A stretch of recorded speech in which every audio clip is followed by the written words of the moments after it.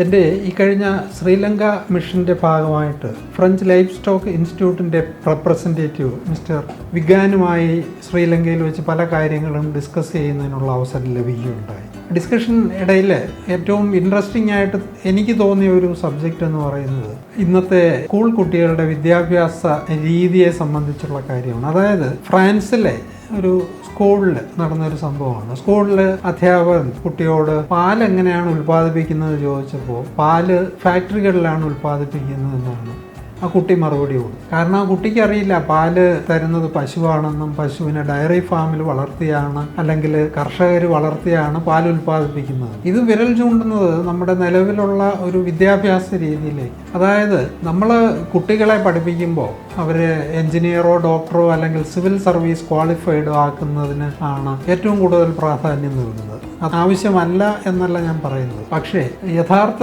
ജീവിതവുമായി കുട്ടികൾക്കുള്ള ബന്ധം കുറഞ്ഞു വരികയാണ്. അത് കേവലം മൊബൈൽ ഫോണുകളിലും മറ്റും അവരുടെ ജീവിതചര്യകൾ ചുരുങ്ങുന്ന ഒരു സാഹചര്യം മാറിയില്ല എങ്കിൽ അടുത്ത ജനറേഷനിലുള്ള കുട്ടികൾക്ക് ശരിക്കും ഒരു ബാങ്കിൽ ചെന്നാൽ ഒരു ആപ്ലിക്കേഷൻ കൊടുക്കുന്നതിനോ അല്ലെങ്കിൽ എന്താണ് നമ്മുടെ റിയൽ ലൈഫിൽ നടക്കുന്ന അഗ്രികൾച്ചർ അല്ലെങ്കിൽ പരിസ്ഥിതി സംരക്ഷണം, എങ്ങനെയാണ് നമ്മൾ നമ്മുടെ നാട്ടിലെ നിയമങ്ങൾ പാലിക്കേണ്ടത്, റോഡ് നിയമങ്ങൾ എന്തൊക്കെയാണ്, ഇതിനെക്കുറിച്ചൊന്നും അവയർനെസ് ഇല്ലാതെ വെറും അക്കാഡമിക് ലെവലിൽ മാത്രമുള്ള വിദ്യാഭ്യാസ രീതി മാറേണ്ട സാഹചര്യം അതിക്രമിച്ചിരിക്കുന്നു എന്നുള്ളതാണ് നാം ഓരോരുത്തരും മനസ്സിലാക്കേണ്ടത്.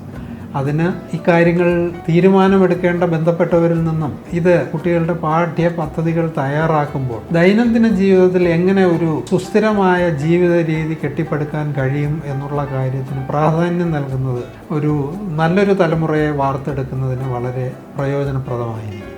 Thank you.